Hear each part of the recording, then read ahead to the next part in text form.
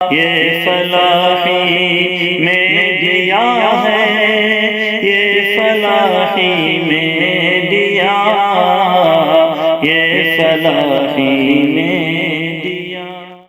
الحمد لله رب العالمين والعاقبة للمتقين والصلاة والسلام على سيد الأنبياء والمرسلين سيدنا وحبيبنا وحبيب رب العالمين محمد وعلى آله وأصحابه ومن هدى بهديه إلى يوم الدين. قال الله تبارك وتعالى في كتابه المجيد والفرقان الحميد: فأعوذ بالله من الشيطان الرجيم بسم الله الرحمن الرحيم وفي أنفسكم أفلا تبصرون. پروگرام میں اپنی چند باتیں پیش کرنے سے پہلے میں حاضرین مجلس سے گزارش کروں گا کہ آپ خاموشی اختیار کریں، اس لیے کہ اگر آپ خاموشی کے ساتھ بات نہیں سنیں گے تو آپ کا یہاں پر جمع ہونا بے فائدہ ہوگا۔ الحمدللہ پچھلے 2-3 دنوں سے پروگرام ہو رہے ہیں اور ہر جگہ پر لوگوں نے خاموشی کے ساتھ پن ڈراپ سائلنٹ کہ اگر سوئی بھی گر جائے تو اس کی آواز آئے اور کسی کی آواز نہ آئے، اس طریقے سے پروگرام کو سماعت کیا ہے۔ میں شہر دھولیا کے باشندگان سے بھی درخواست کروں گا کہ آپ خاموشی کے ساتھ جہاں پر ہیں بیٹھے ہیں وہاں بیٹھ کر، جہاں کھڑے ہیں کھڑے ہو کر آپس کی گفتگو کو بند کر کر بات کو توجہ سے عمل کی نیت سے سننے کی کوشش کریں۔ ٹھیک ہے بھائی، خاموش رہیں گے؟ ٹھیک ہے۔ بسم اللہ الرحمن الرحیم۔ سب سے پہلے ہم رب کریم کا شکر ادا کرتے ہیں کہ رب ذوالجلال نے ہمیں انسان بنا کر اس دنیا میں وجود بخشا۔ انسان بن کر اس دنیا میں آنا یہ میرے اور آپ کے بس کا نہیں، نہ میرے اور آپ کے اختیار کا ہے، بلکہ خالق و مالک نے ہمیں اشرف الخلائق بنا کر اس دنیا میں بھیجا۔ ہمارے اس دنیا میں آنے کے بعد اللہ رب العزت نے وہ کون سی نعمتیں ہمیں عطا کی جن نعمتوں کی وجہ سے ہم اللہ کی دوسری تمام مخلوق کے مقابلے میں سب سے ممتاز سمجھے جاتے ہیں۔ ہماری حیثیت دوسری مخلوق کے مقابلے میں بہت الگ ہے۔ تو اس سلسلے میں یہ کہا جاتا ہے کہ انسان کو اللہ نے عقل عطا کی، انسان کو اللہ نے علم عطا کیا، انسان کو اللہ نے تہذیب و تمدن کا سلیقہ عطا کیا، اور انسان کی ہدایت کے لیے اللہ رب العزت نے آسمان سے وحی کو نازل کیا۔ یہ وہ چیزیں ہیں جس نے انسان کو دیگر تمام مخلوقات سے ممتاز کر دیا۔ اگر انسان کے پاس عقل نہ ہوتی تو یہ انسان بھی دوسرے جانوروں کی طرح دنیا میں کبھی ترقی نہیں کرتا۔ اگر انسان کے پاس علم نہ ہوتا تو یہ انسان دنیا میں کبھی بھی نئی چیزوں کو ایجاد نہیں کر سکتا تھا۔ اگر اس دنیا میں انسان کے اوپر اللہ کی جانب سے وحی کا نزول نہ ہوتا، حضرات انبیاء کی بعثت نہ ہوتی، تو انسانی معاشرہ یہ کبھی بھی اخلاق صالحہ کا حامل نہ ہوتا۔ تو یہ وہ چیزیں ہیں۔ تو آئیے ہم سمجھنے کی کوشش کرتے ہیں کہ آخر عقل کیا ہے اور اس عقل کو ہمیں کہاں استعمال کرنا ہے، علم کیا ہے اور علم کو کس طریقے سے اپنی زندگی میں جگہ دینا ہے، اور اپنے کیریکٹر اور اپنے اخلاق کی اصلاح کس طریقے سے ہمیں کرنی ہے، اور ہمیں اس ملک میں کس طرح سے تہذیب کے ساتھ، اخلاق کے ساتھ، شائستگی کے ساتھ، بھائی چارگی کے ساتھ اور اس ملک میں بہترین انسان بن کر زندگی گزارنا ہے۔ تو سب سے پہلے ہم اپنی عقل کو سمجھنے کی کوشش کرتے ہیں۔ اللہ نے انسان کو عقل عطا فرمائی۔ انسان نے اپنی عقل کے بلبوتے پر دنیا میں بے شمار نئی چیزیں ایجاد کی۔ اس دنیا میں ایک مسئلہ موضوع بحث ہے کہ دنیا میں سب سے تیز کون سی چیز ہے، جو سب سے تیز اور سب سے حیرت انگیز اور سب سے فاسٹ ہے۔ کسی نے کہا روشنی، کسی نے کہا پانی، مگر اس وقت کی سائنس یہ کہتی ہے کہ دنیا کی سب سے تیز ترین اگر کوئی چیز کام کرنے والی ہے تو وہ انسان کی عقل ہے۔ وہ کیا ہے؟ انسان کی عقل ہے۔ ایک شخص نے بڑے اچھے انداز میں انسان کی عقل کو سمجھانے کی کوشش کی ہے۔ ایک شخص کہتا ہے کہ انسان کی عقل کتنی تیز کام کرتی ہے اور کس طرح سے کام کرتی ہے، کہا اس کو سمجھنے کے لیے ہم کرکٹ کے میدان میں جاتے ہیں۔ کہا کہ آپ نے دیکھا کہ دنیا کرکٹ میں دو بالر ایسے ہیں جو تیز گیند ڈالنے میں بڑے مشہور ہوئے، ایک بریڈلی اور دوسرا شعیب اختر۔ اب یہ دونوں جب گیند کو ڈالتے ہیں تو گیند ان کے ہاتھ سے جاتی ہے اور بلے کے پاس پہنچتی ہے۔ آپ توجہ سے سنیں گے تو آپ کو سمجھ میں آئے گا کہ اللہ نے مجھے اور آپ کو کیسے عقل عطا فرمائی ہے۔ 19 میٹر کا فاصلہ ہوتا ہے۔ اس 19 میٹر کے فاصلے کو گیند کتنی دیر میں طے کرتی ہے؟ 1000 ملی سیکنڈ کا 1 سیکنڈ ہوتا ہے۔ 1000 ملی سیکنڈ کا 1 سیکنڈ ہوتا ہے۔ اب انسان کی جو عقل ہے وہ کیسے کام کرتی ہے؟ اب یہ جو اس نے گیند ڈالی، یہ اس کے ہاتھ سے نکل کر بلے تک پہنچتی ہے، اس میں کتنا ٹائم لگتا ہے؟ اور دوسری طرف اس وقت دنیا کا سب سے تیز ترین سرچ انجن جس کو گوگل کہا جاتا ہے، ہر انسان کو جب بھی کسی چیز کی ضرورت ہوتی ہے تو وہ گوگل پر جاتا ہے اور سرچ کرتا ہے کہ مجھے اس چیز کے بارے میں معلومات چاہیے۔ اب ہم دونوں کو کمپیئر کرتے ہیں۔ کہا گوگل جب آپ کسی چیز کو سرچ کرتے ہیں تو آپ نے جیسے اس میں لکھا، گوگل پر جا کر عقل لکھا آپ نے، تو وہ آپ کو یہ بتائے گا کہ 650 ملی سیکنڈ میں ہم نے پوری دنیا انٹرنیٹ کا جائزہ لیا اور عقل کو 10 کروڑ مرتبہ استعمال کیا گیا ہے اور اسے ہم نے آپ کے سامنے لا کر رکھ دیا۔ 650 ملی سیکنڈ میں ہم نے یہ کام کیا۔ اب آئیے انسان کی عقل کو سمجھتے ہیں۔ یہ ہوئی گوگل کی تیز رفتاری، جو دنیا کا سب سے لیٹسٹ اور اپ ٹو ڈیٹ کمپیوٹر ہے، انجن ہے، جس کے ذریعے سے پوری دنیا کو معلومات اور انفارمیشن اور نالج فراہم کی جا رہی ہے۔ اب انسان کی عقل کے پاس آئیے کہ جب گیند نکل کر بلے کے پاس جاتی ہے تو اس کے پاس کتنا وقت ہوتا ہے؟ تو کہتے ہیں کہ 270 ملی سیکنڈ میں شعیب اختر کے ہاتھ سے گیند نکل کر بلے باز کے پاس پہنچتی ہے۔ یعنی 270 ملی سیکنڈ کا مطلب پاؤں سیکنڈ، 1/4 یعنی پاؤں سیکنڈ۔ اس میں بھی جب وہ ٹپا کھاتی ہے، ٹپا کھانے کے بعد جب وہ واپس بلے باز کے پاس آتی ہے تو جیسے ہی وہ بلے باز کے پاس آتی ہے تو اس کے پاس 100 ملی سیکنڈ سے بھی کم وقت ہوتا ہے۔ یعنی 1 سیکنڈ کا 10واں حصہ 100 ملی سیکنڈ سے بھی کم کا۔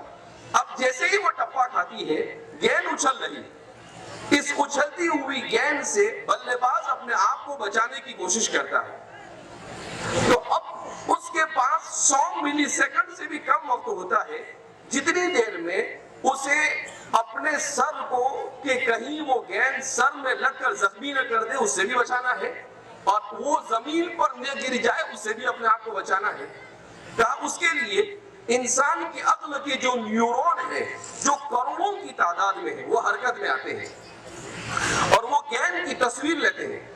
الٹی تصویر ہوتی ہے جس کو عقل سیدھی کرتی ہے۔ سیدھی کرنے کے بعد وہ انسان کے بدن کے اندر جو سالمے ہیں، سیلز ہیں، اس کو انسٹرکشن دیتے ہیں، اس کو حکم اور آرڈر دیتے ہیں کہ آپ کو اتنی مقدار میں جھکنا ہے، تو وہ بھی لاکھوں اور کروڑوں کی تعداد میں ہے۔ تو کہتے ہیں کہ پھر وہ انسان اتنا ہی جھکتا ہے اور اپنے آپ کو بچاتا ہے۔ کہا اتنی دیر میں کروڑوں نیورون اور کروڑوں بدن کے سالمے جو اعصاب میں موجود ہے، یہ سب کے سب کام کرتے ہیں، حرکت میں آتے ہیں، ایک دوسرے کو آرڈر دیتے ہیں، اس کو دیکھتے ہیں، بار بار اس کا جائزہ لیتے ہیں اتنی ہی دیر میں کہ میں کتنا جھکوں گا تو اس گیند سے بچ سکتا ہوں۔ کہا یہ سب کے سب مشکل سے 50 سے 60 ملی سیکنڈ کے اندر میں انسان کرتا ہے۔ کتنی دیر میں کرتا ہے؟ 50 سے 60 ملی سیکنڈ۔ اس کا مطلب آج کے کمپیوٹر سے انسان کا دماغ 10 گنا زیادہ تیزی کے ساتھ کام کرتا ہے۔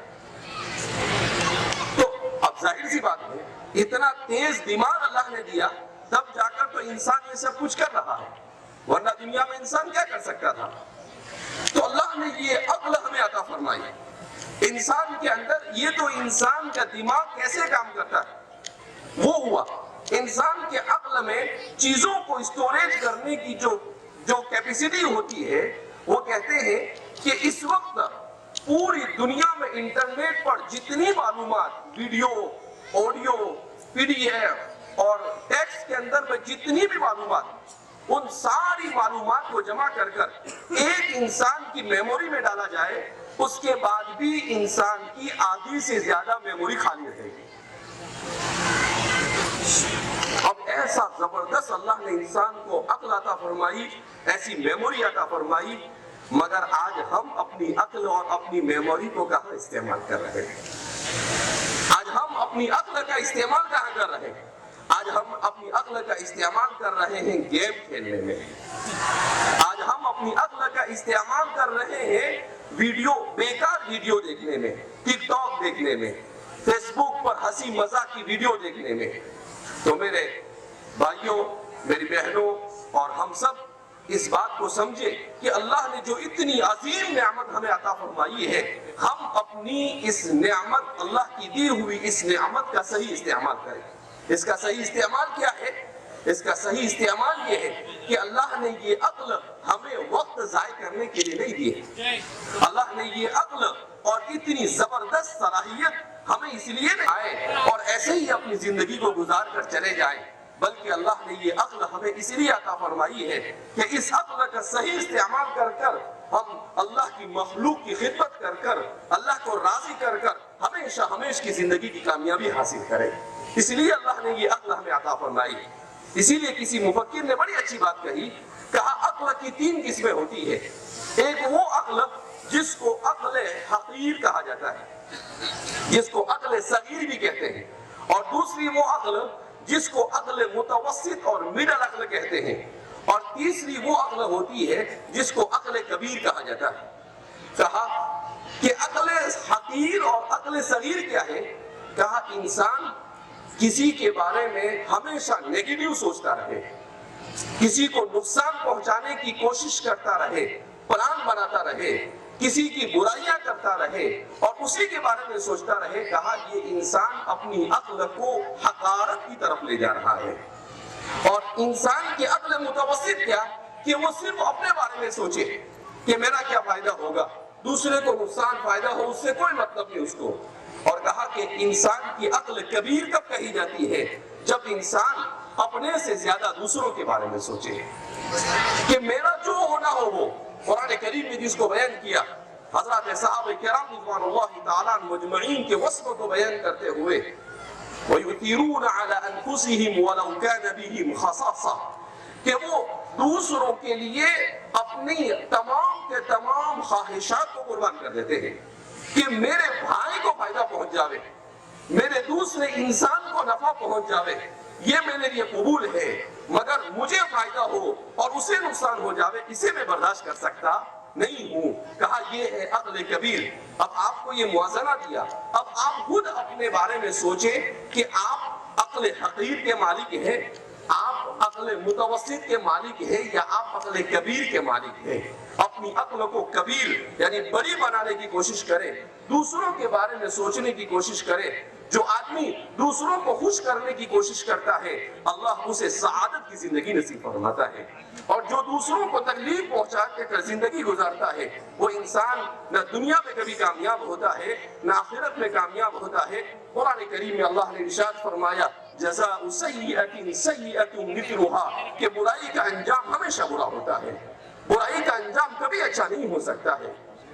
اس لیے سب سے پہلے ہم اپنی عقل کا صحیح استعمال کرنے کا عہد لے کر یہاں سے اٹھے کہ ہمارے یہ بچے جو آج بچے ہیں کل بڑے ہوں گے، یہ اس ملک کا مستقبل ہے، یہ امت کا مستقبل ہے، یہ میرا اور آپ کا مستقبل ہے۔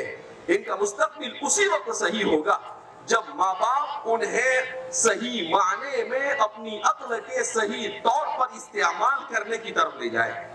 اگر ہم نے اپنے بچوں کو ایسے ہی چھوڑ دیا اس کی مرضی پر، اس کو موبائل دے دیا اور ہم نے یہ سمجھا کہ کامیاب ہو گئے، آپ نے اسے موبائل دیا، اس کا مطلب یہ ہے کہ آپ نے اسے جہنم کے گھڑے میں ڈھکیل دیا۔ موبائل کیا چیز ہے؟ لیکن آج کا انسان سمجھتا ہے آئی فون ہاتھ میں آ گیا تو ایسا سمجھتا ہے کہ جیسے وہ معراج پر پہنچ گئے، اور اگر لیٹسٹ کا آئی فون ہاتھ میں آیا تو ایسا سمجھتا ہے کہ سدرۃ المنتہا سے اوپر چلا گیا۔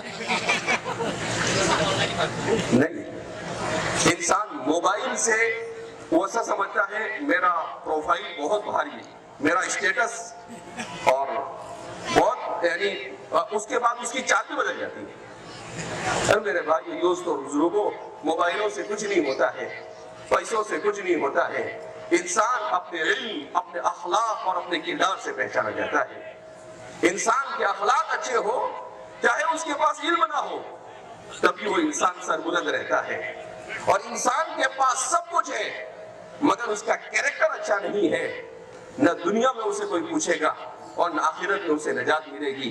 نبی کریم صلی اللہ علیہ وسلم نے ارشاد فرمایا اکثر ما يدخل الناس الجنة هو حسن الخلق، سب سے زیادہ وہ چیز جو انسانوں کو جنت میں لے جائے گی وہ ہے حسن اخلاق۔ حضور نے کثرت عبادت نہیں کہا، حضور نے کہا کہ جتنے اخلاق آپ کے اچھے ہوں گے آپ اتنا ہی جلد جنت کے اندر اتنا بلند اور اتنا عظیم مقام حاصل کریں گے۔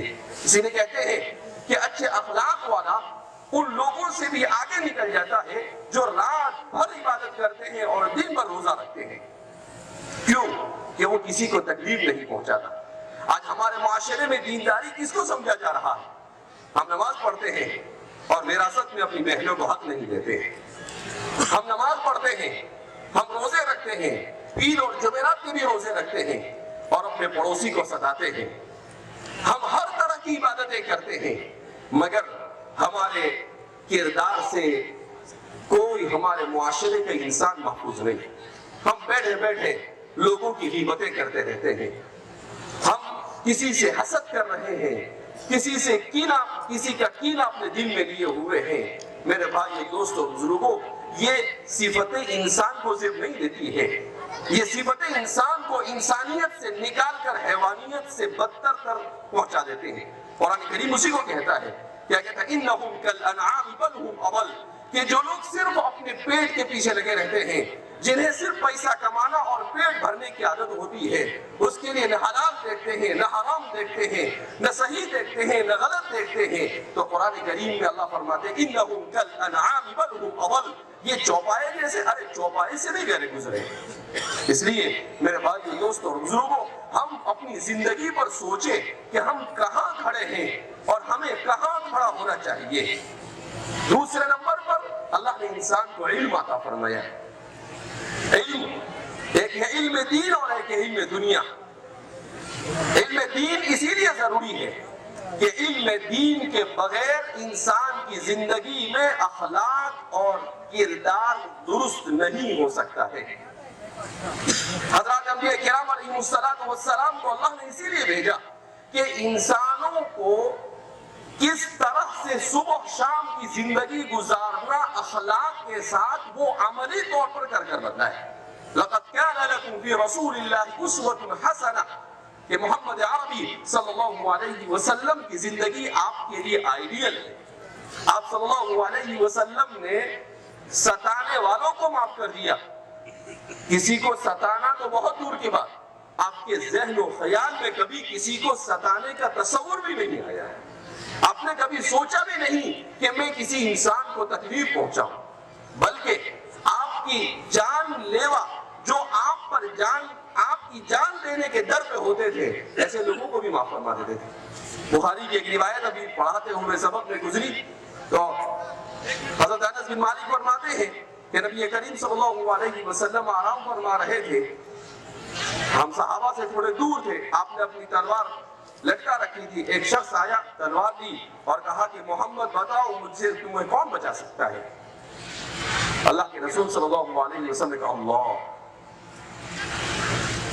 تو اس پر کبکبی جاری ہو گئی، اس کے ہاتھ سے تلوار گر گئی، حضور نے لی اور کہا کہ اب تم بتاؤ مجھ سے تمہیں کون بچا سکتا ہے؟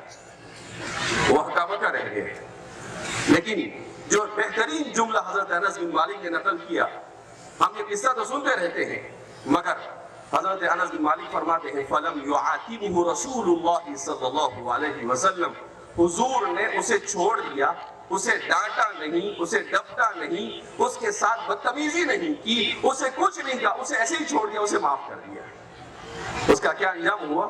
اس نے فوراً کہا اشہد ان لا الہ الا اللہ واشہد ان محمد رسول اللہ صلی اللہ علیہ وسلم۔ تو اخلاق اور کردار یہ نبی کی سیرت کو پڑھ کر آتے ہیں، اخلاق اور کردار دین کو صحیح معنی میں سیکھ کر آتے ہیں۔ آج ہم میں سے ہر ایک اپنے دین کا ایمبیسیڈر ہے، اپنے دین کا سفیر ہے، مگر ہم نے اپنے اخلاق اور کردار سے خود اپنے دین اور اپنی تہذیب کو بدنام کر کے رکھ دیا ہے۔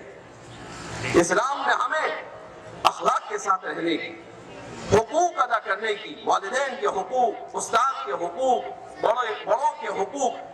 قرآن اللہ کے رسول صلی اللہ علیہ وسلم نے ارشاد فرمایا کہ من لم یؤقر کبیرنا ولم یرحم صغیرنا فلیس منا، جو چھوٹا ہمارے بڑوں کا اکرام نہ کرے اور جو بڑا ہمارے چھوٹوں پر شفقت اور مہربانی نہ کرے فلیس منا، وہ ہم میں سے نہیں ہے۔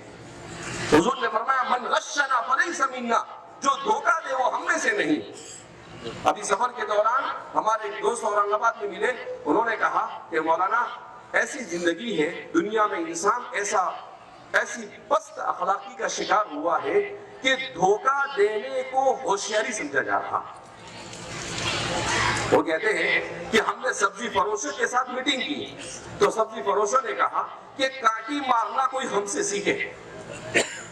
سبزی فروشوں نے کیا کہا؟ کانٹی مارنا کوئی ہم سے سیکھے کہ کانٹی کیسے ماری جاتی ہے، کہا ہمیں آتا ہے، ہم اس میں ایکسپرٹ ہیں۔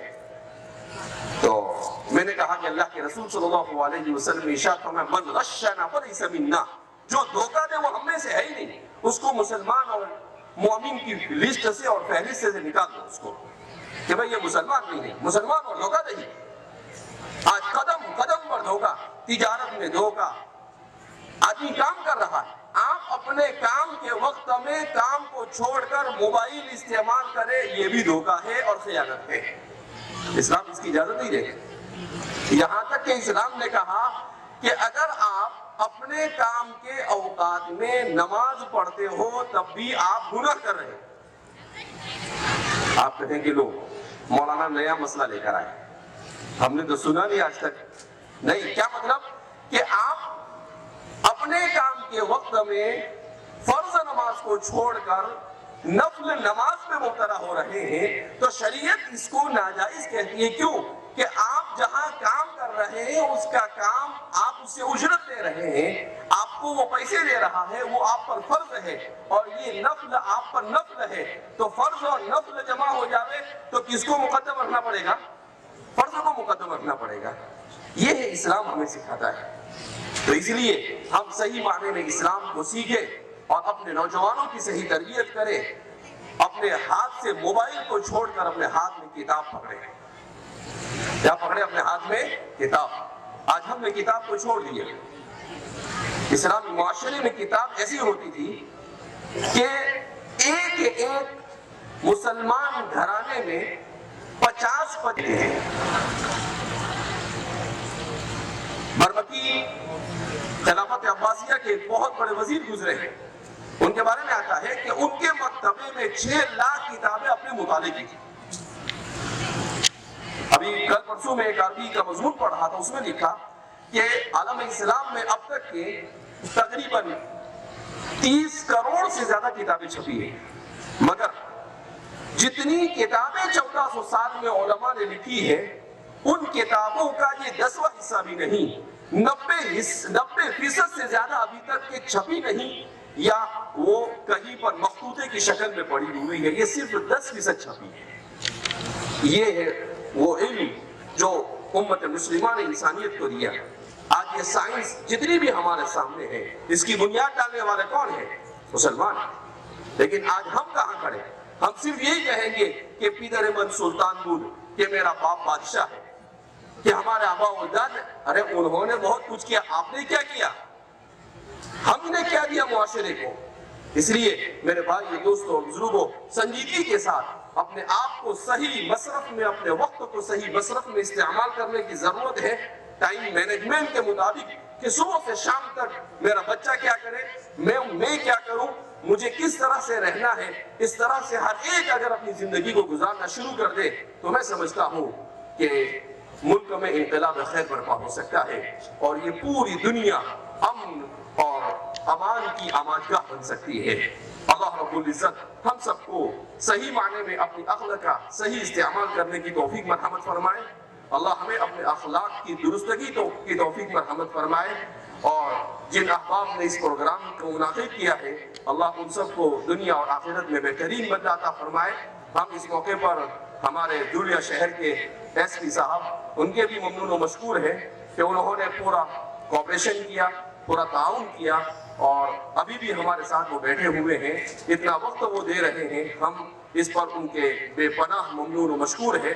ایسے ہی آفیسر اگر اس ملک میں ہر جگہ پر ہے تو میں سمجھتا ہوں کہ اس ملک میں بھائی چارگی کی فضا ایسے ہی قائم ہو جائے گی، اور اگر اس طرح سے نہیں ہوگا تو ظاہر سی بات ہے، تو اس لیے ضرورت اس بات کی ہے کہ اس دوسرے آفیسروں کو بھی ان سے سیکھنا چاہیے کہ کس طرح سے انہوں نے یہ نہیں سوچا کہ یہ کون سی کمیونٹی کا پروگرام ہے، کن لوگوں کا پروگرام ہے، بس انہوں نے یہ سوچا کہ بھئی تعلیم کے اوپر اور کیریکٹر پر ایک پروگرام ہو رہا ہے تو مجھے بھی ان کے ساتھ شریک ہونا چاہیے، ان کے ساتھ حصہ دار بننا چاہیے۔